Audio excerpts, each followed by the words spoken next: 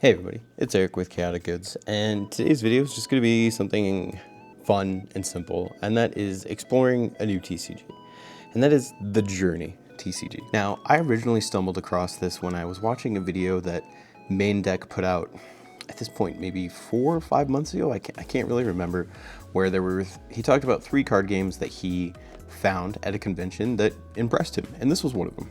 And I kind of just looked into it. I was like, oh, that looks like fun, and I just moved on. About a month ago, I was like, hey, this actually looks like a fun game, and my 6-year-old is kind of starting to get into TCGs, and I didn't really want to teach him Pokemon, and Digimon's a little complicated, Grand Archive's really complicated, so I wanted something simple. And turns out that this is the answer to that. I've already put 2 decks together teaching my kid to play, and it's been a lot of fun. And I saved this box to do a opening video because I really like the art, and I kind of just wanted to show it off and talk about my experience with the Journey TCG so far. So we're gonna open this box. Now this is the revised edition. There's the first edition of Brave Exodus, which is not available on their website, but the revised edition is one that is the cleaned up version of first edition. Some of the text makes a little bit more sense, and there's like helpful tooltips on the cards. That way it's just easier to pick up and play and understand.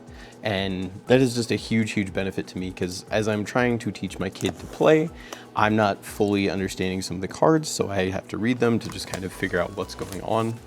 And if something doesn't really make any sense, the Discord server is one of the nice communities I've come across. Now, that's saying a lot because you have Grand Archive, which is the nicest community that I've ever been in, but the team behind the Journey and even like players within the Discord have been really cool about answering ruling questions and deck building and just general conversation that I've really enjoyed it. So we're just gonna go through 24 packs here, and I'm gonna show off some of the foils. It's a fun pack opening experience because you do get a foil per pack, and then there's a little box topper that are 4 alt arts. So we'll see which one we get, and let's see. Hey, so our box topper is Jess Ghostblade, and there's something about the foiling on the 8-bit cards. It kind of just makes the pixel art of the card stand out more when it's foiled. And this is nice that I pulled this alt art box because I had bought 3 boxes and I have pulled 3 different box toppers, and I'm actually playing a deck with Jess in it, so now I can just swap out the other one for this one. So that's really cool. And we just have a bunch of packs here, so let's just get started and talk about the game. All right, so we have our first card is Spirit Stone, so it is an equipment card. And then we have a Surge, which is a warrior ability. We have this is a adventure, signified by the life stat up here in the corner, and then the agility, which is how fast they can go. And they're Vetro, the Astonisher. They're Mage Spellweaver. I actually have a Spellweaver deck that my son's been kicking my butt in because Spellweavers are kind of strong. We'll put the adventure here. And then we have a Void Seal, is a Divine Exorcist ability. We have Anne, Light Crusader. She's another adventurer card. And then Xena's Hairpin. It's actually one of the higher rarity cards that's signified here with this little blue diamond on the sides. And this is I just love like the close-up 8-bit art. Like, it's not all foiled, but parts of it are foil, and it's just really good. We'll put that foil over down here. Then we have Golden Buckler, which is just an equipment, a Warrior Berserker card, and then we have Sandstorm and Shield Throw. And the way this game kind of plays is you have an adventuring party. So you have 3 characters, and then those adventurers play against a party of other adventurers, and you equip things to them, and then there's item cards, and then there's abilities, and each character has, a different life stat, a different agility in which they go in an initiative order, similar to Dungeons and Dragons or, turn-based RPGs. It's a really fun and interactive way to take that JRPG classic fun and put it into a card game. They've done a really good job with it, and I've been loving it. So we have Dark Bond, which is a warrior rogue. We're gonna separate these. A warrior rogue. Discharge is a mage spellweaver card. This one's really cool because you can play it, and if you draw into another one, that one does more damage. They have wind bomb. It's an item, which is just kind of funny because you got this little goblin dude and -2 damage because it does 2 physical damage to the adventurer. Put that here. Items are technically different than equipment, so it's going to be its own pile.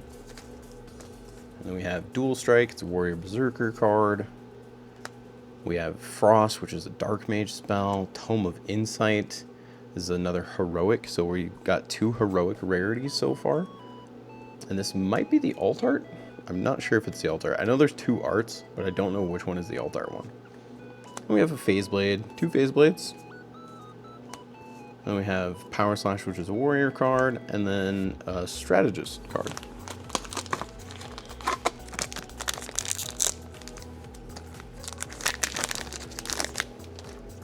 We have another Wind Bomb, Dark Mage ability. We have Alex, Pure Hearted. He's a 10 cost, and he's immune to dark damage. It's cool. He has these are their stats. So he has 0 magic damage, 0 magic resist, 0 defense, and his special is 4. And each class or faction does something a little bit different based on what their special is, which is just, again, kind of a really neat design choice. We just have an equipment here. We have a full art edict, which is nice. And then, hey, we pulled a foil and Light Crusader, which is just kind of down here. So we'll just do a quick comparison. So we have foil, non-foil, and you can see they kind of turned her sword into that power that's foiling. And then her stats down here, foil, her name is foil, and then just a little bit of her armor is shiny as well. So it's really nice that it's not like, boom, in your face foils, which I'm not going to complain about. I love pretty cardboard. Grand Archive has some of the best foils in the entire industry, so I'm a huge fan of them. But the subtleness of just making certain aspects of these cards foil is really what I like about it. We have Merchant's Curse, Soul Charge, and Soundwave, and then a Golden Buckler.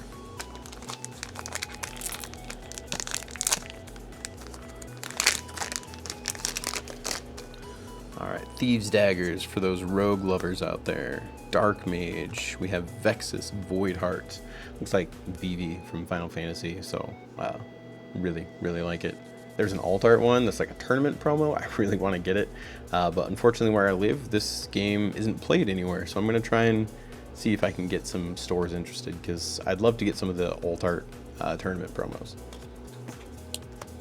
The Final Seal Armageddon. I have a foil Armageddon that I pulled in one of my other boxes. It looks crazy good, but like all the lava and little fires foil, it looks really nice. Put that here. Another Xena's Hairpin, so that's 2 for the box. We have Stargazing. I'm kind of putting these in random order, so I don't think I'm going to sort them anymore, unless it's a adventurer. We have Soul Charge, Soundwave, and Golden Buckler.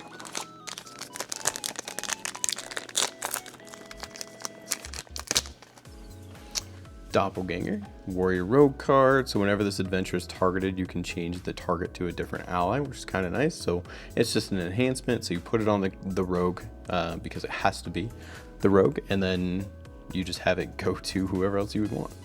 You got Flame Shots, Zayova, Apprentice Mage character. So Final Seal, Frost. Hey, here's the other Tome of Insight. So I'm not sure which is the alt art one, but here are the 2 Tomes of Insight. Personally, I like this one more, but this one has a nice foiling on that like eyeball in the middle of that jewel there. We have Protus, Goblin Scouts, Abandoned Plans, Adrenaline, Aurora.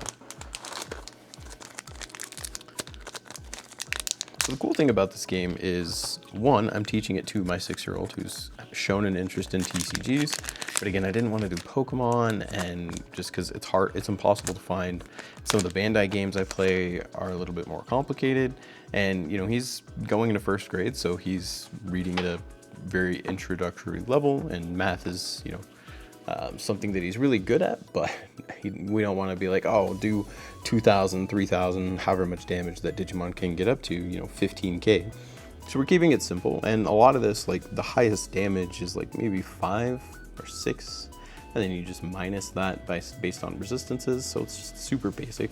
So it's easy enough to have a 6-year-old play it, but it's also has some intricacies that I've noticed that are really fun, and you can kind of exploit them a little bit. I've had to ask a few questions in the Discord about rules, and I'm like, hey, does it work this way? And they're like, yeah, it does. I was like, all right, that's a little OP, which is funny because they just restricted one of the cards that is in this set because of that sort of exploit where it's just too good. We have Wind Bomb, Wrath, Peaceful Melody, Frost, another Armageddon, Ghost Note. Look at that. It's a Bard spell that just only foiling on these swords and the name and nothing else. And the foiling looks really good. 2 Stargazings, a Swift Gauntlet, and Lily Pad Tempo. A little frog singing on a lily pad.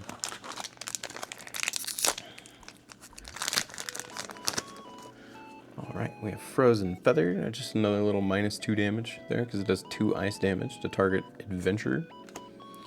Hexing Idol, we have Sora, she's an adventurer. Another Frost, a Golden Phantom. Tough Choices, your opponent destroys 2 cards in their hand. Pretty strong actually, because you can, at the start of your turn, you draw 3 cards. So destroying 2 cards is insane. And there are other ways to draw cards in the game, but destroying 2 is kind of nuts. Refi? He's a Dark Mage, Dungeon Delver. He has 15 life. That's kind of a lot. That's cool because I didn't have him for my other boxes. They have a Burning Ray, a Battle Standard, and a Dissolver. Another thing I really like about this game is it's set to have about 15 to 20 minute matches, which is really fast. And I am all about like fast gameplay. I love having, best of 3s, and I don't know the competitive format for this. I know there's a sideboard that's allowed of 5 cards and 1 adventurer, but I don't know if it's like a best of 3 format. I would assume with a sideboard it would be best of 3, which makes sense because you can't really sideboard if it's a best of 1. I'd have to double check, but if there's a sideboard, I assume that you have best of 3, especially if a match goes like 15 to 20 minutes. You can have easily in an hour time span get 3 games. So that's kind of nice. You don't see a lot of TCGs doing best of 3s anymore, which is such a shame because it really allows you to be flexible with strategies and sideboards if it's best of 3 formats, instead of just being like, man, I bricked, I guess I lose, on to the next game, and suddenly you just kind of hate the rest of your deck. Howling Seed Pod, Light Guard, Spirit Stone, Golden Phantom, Arrowblade, another Tough Choices, Roundhouse, Distract, Divine Spear, and Divinity. One thing I'll show you, because it's kind of hard to tell because it's such small text, but these adventures here, like Refi, adventures that don't have a effect similar to Zayova here. Zayova has an effect that says whenever they gain focus, he gains an extra focus. But for adventures that don't have an effect, they have a nice little text blob that's just a little bit of lore about the character. But each of these cards also has tiny little text down here that is just a little lore blurb, some flavor text. And you don't see that on most TCGs anymore, which is kind of a bummer because a lot of people like lore. I mean, look at Grand Archive and all of its lore. A lot of people enjoy it because of what it is, and that's how Magic was. It was its own universe. And most TCGs are just anime copies, so there's not really any lore unless you pay attention to the anime. But when you see indie TCGs like this and they come up with their own lore, it's really, really nice to just get a little bit of information about the world and the card, and I like it a lot. So Amberstone Ring, Peaceful Melody, Golden Phantom, a Crescendo, another foil Ghost Note, Sin Lightweaver. She has an ability here. So no text blob, Veil of Ignorance, a little Ghost Slime, and a Golden Loot.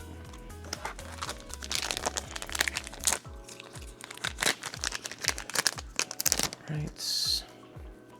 Frozen Feather, Hexing Idol, a Sabotage, Reclamation. Pick 2 cards from your cycle, which is your trash essentially, and you get to put them back into your deck. A Divine Shroud, a Kavola, Dune Walker. See, and this is cool, like the foiling on it is just the background and then this little sand effect around her. It's just really cool to see 8-bit foils. Vesta Dark Guide, he's a rogue. Burning Ray, Dissolver, and Distract. Oh, what is this? Oh, Adventure Armor.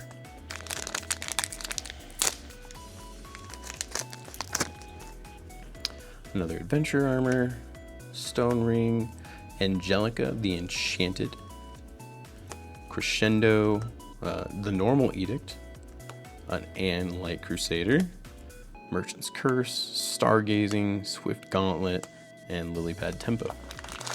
So there's some really neat things with the game. You have a 20 to 30 card deck, and because you have 3 adventures, it seems to be pretty common where you're playing 2 of the same adventuring class, like 2 Dark Mages and like a Exorcist, or you have some people that are doing 3 of one class, because if you get to the point where one of your party members has died, suddenly those abilities that you draw are useless. You can't play them anymore because that adventure is dead. You can't play a warrior card if you're playing a dark mage. It doesn't work that way. So a lot of the deck building is restricted to the factions and the classes that your adventurer are. So like right now, I have 2 decks built. I have one that is a Berserker and 2 Bards. So most of my deck consists of Bard cards, but I have some in there for my Berserker. And then the other one is actually it's 2 mages. One is a Spellweaver, one's a Dark Mage, and then the other one is a Strategist.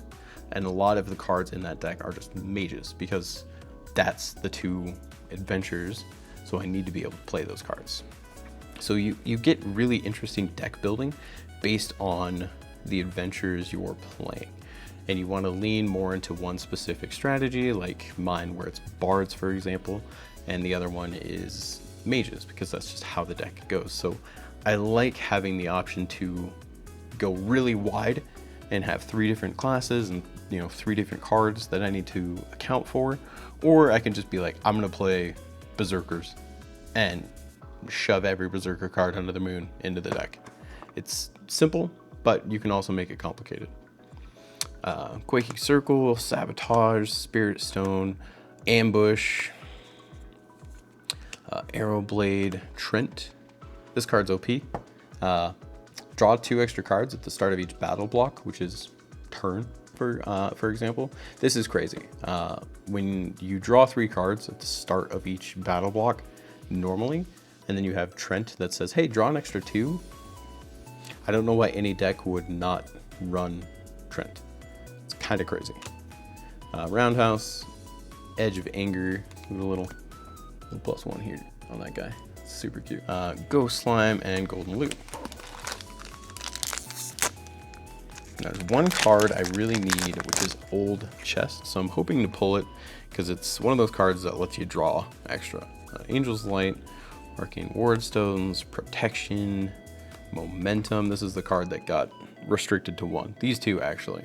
These were both in deck in the Journey TCG.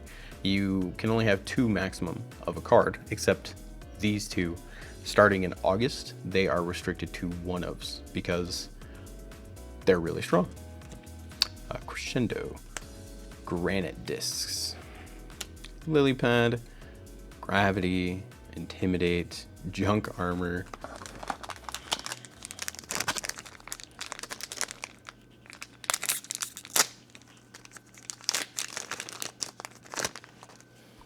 Saint's Seal.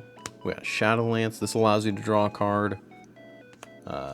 Talia, the Swaying Sylph. She's a bard. And so you can see here, there's this little golden text. So it is a full action to exhaust her in order to use this, which is add 1 counter to 1 bard ability in play. So it's kind of nice. She goes here. Arrowblade, Ali Sun Goddess, Vin Sound Slasher. I'm playing her in my bard deck because she's really fun and the foiling is super pretty.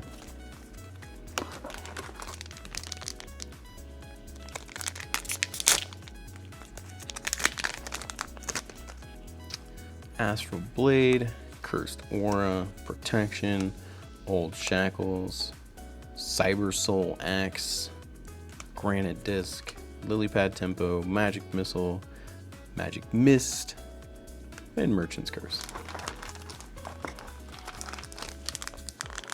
Crazily enough, I haven't seen any health potions in this box.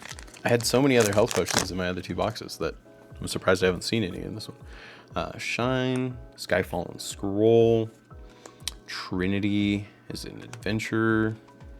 Hers is cool. It's so a full action, so you would exhaust her, and then it's deal 2 light damage to target adventure and heal Trinity equal to that target's special. So she doesn't have a special. She's just going to deal 2 damage to somebody, and then let's say she hit Ali, she would heal herself for 2, which is kind of crazy. There, Dual Strike, Ambush, got Ying Ghostblade, he's a rogue. And each faction does something a little bit differently. So Berserkers, they go Berserk based on like an item that they equip to them, and they would deal whatever this damage is. Rogues, if they're hitting somebody that has, I believe it is more health than they do, they hit for whatever the special number is versus just this number here. And then Exorcists and Bards, they all have unique abilities that are just really true to what you would expect from that class in like a JRPG. So again, like the Journey TCG did a really good job at taking those classic RPG characters and factions and classes that we all kind of grew up with and putting it into a card game that's, in my opinion, very well thought out and put together. All right, so get rid of this. Angel's Light, Arcane Wardstones, 2 of them, Cyber Soul Axe, a Final Seal, ooh, Argus, Archon of Fire, he's a mage spellweaver. Ember Slash, deal 1 fire damage to 1 target once per battle block. If Ember Slash was the first ability used, this battle block deal 3 instead. So yeah, you just exhaust him to do Ember Slash, boom, 3 damage. Really crazy. Nice foil too. Oblock, Living Slime, Veil of Ignorance, Magic Missile, and Magic Mist.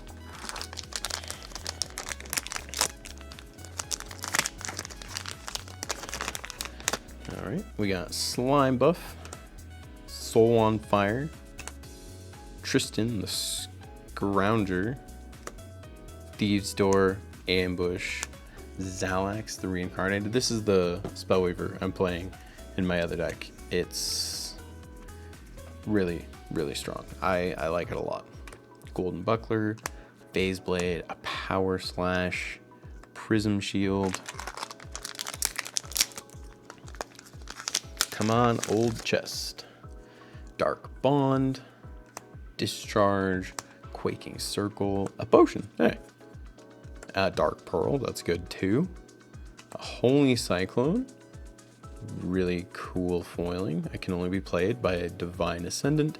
It enchants the entire party, and it says this adventure has Searing Blades, and I can tap that adventure. It says deal 2 light damage to the opposing party for every KO'd ally.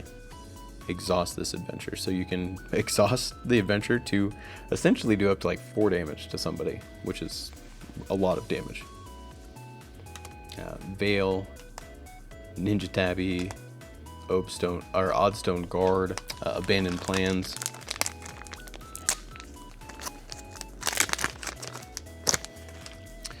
Howling Seed Pod, Light Guard, Sabotage, Shackles of Pain, Divine Shroud, a Foil Momentum, looks really good. Void Visions, your opponent must show you their hand. Boost, destroy this ability after use and draw 1 card. Divine Spear, Divinity, Edge of Anger. Well, this is 4 packs, so almost done. Mind Link, Mind Seeker Blade, Shine, Slow, Dual Strike, Nocturne, Dark Dancer, Augmenter Bard, so she's a bard. Bard abilities start with 1 extra counter when played. So that's cool. So the way bards do it, they play the song, and the song gets a counter based on this number. And so it would get 1, but because she exists, she would put 2 on the. She would put 1 additional counter on it, which is really, really crazy because the stat kind of goes saying what is like that exploit that kind of, it seems like an exploit, but it's just the way the game plays. You can have a ton of bard songs out and just put counters on them and play them. Vivid Visions, Warrior's Kilt, and Zap.